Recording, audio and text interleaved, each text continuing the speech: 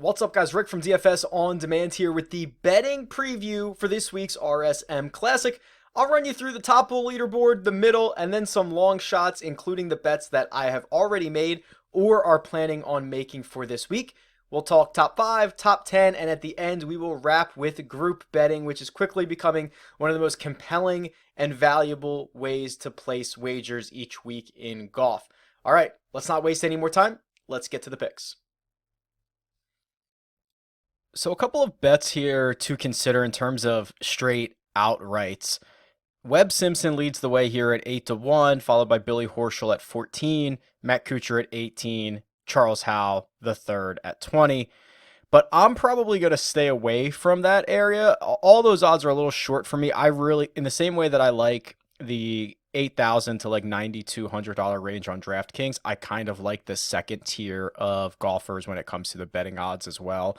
Kevin Kisner at 28-1 seems to make a lot of sense here. So if we go back to Kiz, who was 35-1 last week at the Mayakoba Golf Classic, on a course that was a much worse fit for him, a place that he hasn't had any success at. He comes to Sea Island, a place that he's had a ton of success at. He's a former winner. He won here in 2016. Has a 7th, a 4th, a missed cut, and a win in his last 4 starts. Before the win, he had another top 5. This seems like a really good spot for him. Thanks to kind of like the not so great play at the Zozo, nothing really inspiring at the WGC, and then the really bad round or week at Mayakoba, in which he still made the cut, quite frankly, which was a little bit surprising because he hadn't for so long. The odds stay pretty level for Kisner. It goes from 35-28. This is a much better situation. This is probably where I'm starting my betting board. We know how important the driving accuracy can be this week. Kisner's obviously can get around here, no problem. After that, I did get Brendan Todd at 50. He's now down to 40, which is getting a little bit shorter. That's just me throwing a couple of bucks on him, who's, he's the hottest player on the planet. He's, playing really well right now. Obviously, this is actually a course that should fit him just as well as his previous 2 wins should. And I actually did get Brian Gay at 50-1 as well. Or I'm sorry, I did get Brian Gay at 40. He's still there. That's, someone who you only get a chance to bet a couple of times a year. But I thought that was a good number. Russell Henley at 60, I did additionally get a little bet on. I covered this a lot in the DFS video. This is such a weird situation for Henley and how he had to take 8 penalty strokes last week. And he had a 3-year stretch here where he had 3 straight top 10s. So if we look at what his top 10 number is, let me see if I can find it really quickly. That's not right.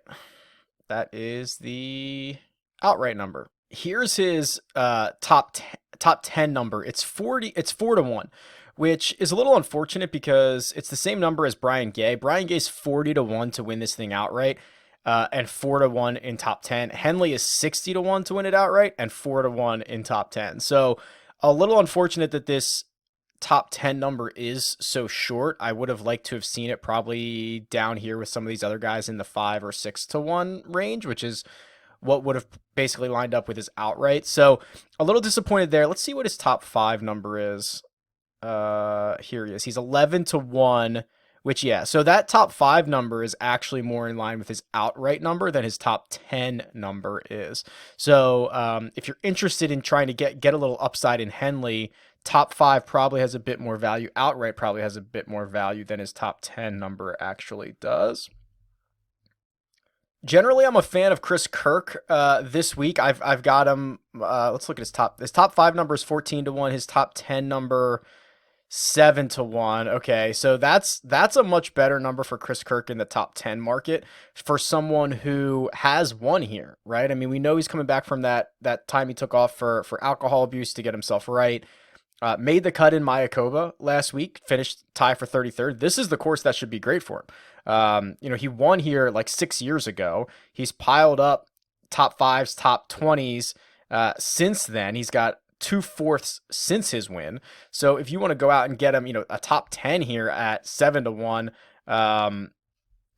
like that seems to be a pretty good spot to invest on a guy and buy low. Also, I haven't made this bet yet, but Jim Furyk popped off on like every key stat thing that I could show you.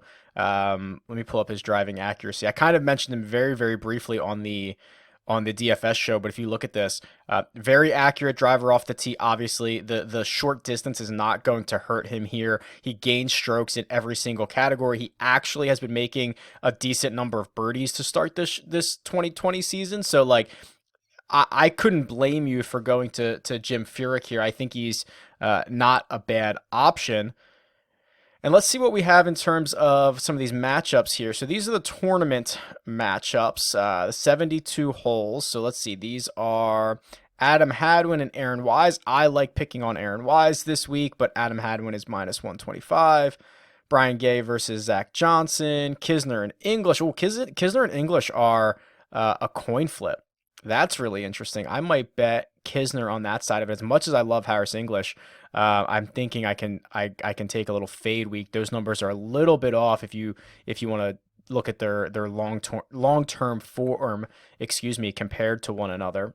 And then we'll wrap with the group bets, which is something I really love to do. And Group A really sticks out at me. So Group A being the top portion of this betting board, and because Webb Simpson is the far and away outright favorite at 8-1, he's the shortest odds in this group, plus 160. You usually don't see a range of Webb Simpson at plus 160 to the fifth guy in this group, Charles Howe, and Kevin Kisner, I guess for that matter too, at plus 520. You usually don't see that big of a range in these groups. They're usually much closer together. So Webb Simpson, I like Webb. We haven't seen him play that much this year, but I think in a group setting where there's only 4 other guys and the odds are this spread out, this is a guy that's kind of had some volatile results around Sea Island. Of course, he had a third last year.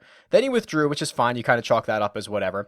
But even before that, a 36th and a 41st, then a 7th and a 2nd. Like, it's just kind of all over the place. And a 36th and a 41st, like if he has one of those performances, which he's had basically half the time that he's played this event, he's certainly not going to win this group, right? Like, one of these other guys is going to finish in the top 25, in the top 10 possibly, between Horschel, Kuchar, Kisner, and Howe. I'm obviously a big fan of Kisner. He's plus 520. Kuchar is probably the bet here, though, because when you're just comparing, when you have to pick one guy to beat 4 others, and I got to do a project about this at some point, but Kuchar is like the king of the backdoor top 10.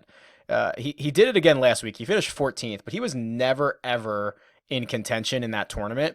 Goes out and shoots like a 62 on Sunday with a hole-in-one and finishes in a tie for 14th, which is like classic Matt Kuchar. He does this all the time, and it's great. It's a testament to him. It's not a knock on him, but the fact that of how often he does, he's just never out of it, and he just never stops grinding.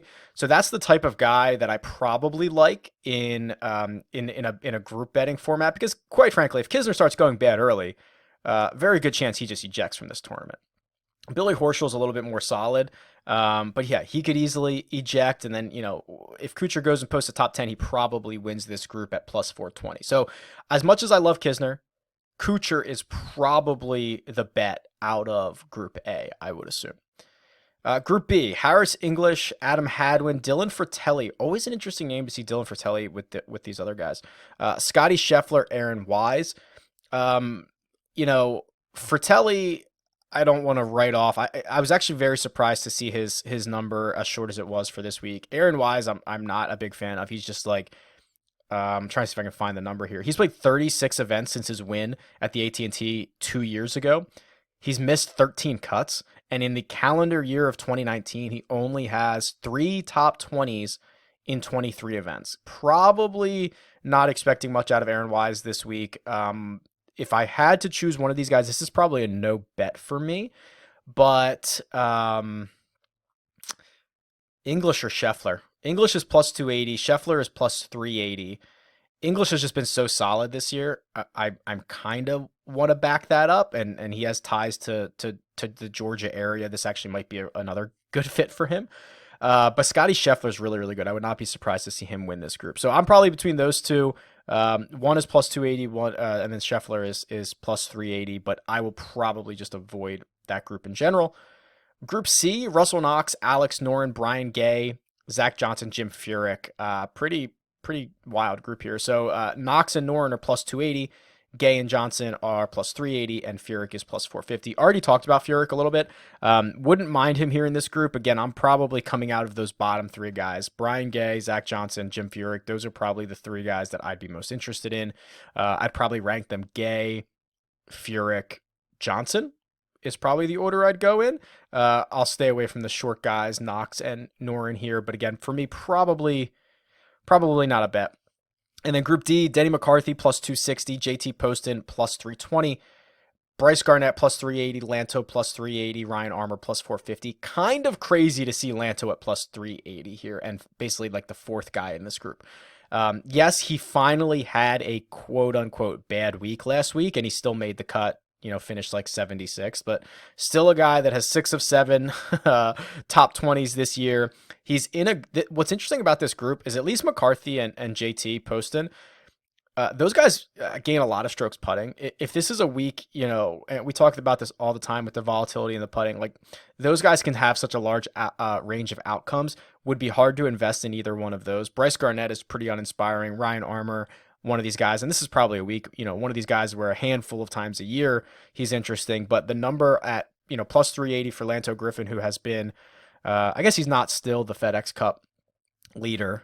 He might be. No, I guess not. I guess Brandon Todd is. But Lanto Griffin, right up there, it would be really hard to kind of stay away from him. I think you can buy back. Like if he would have gone out and posted another top 20 last week in Mayakoba, this number would be much shorter, and it's not. So I'm going to take the buy low opportunity and get on Lanto.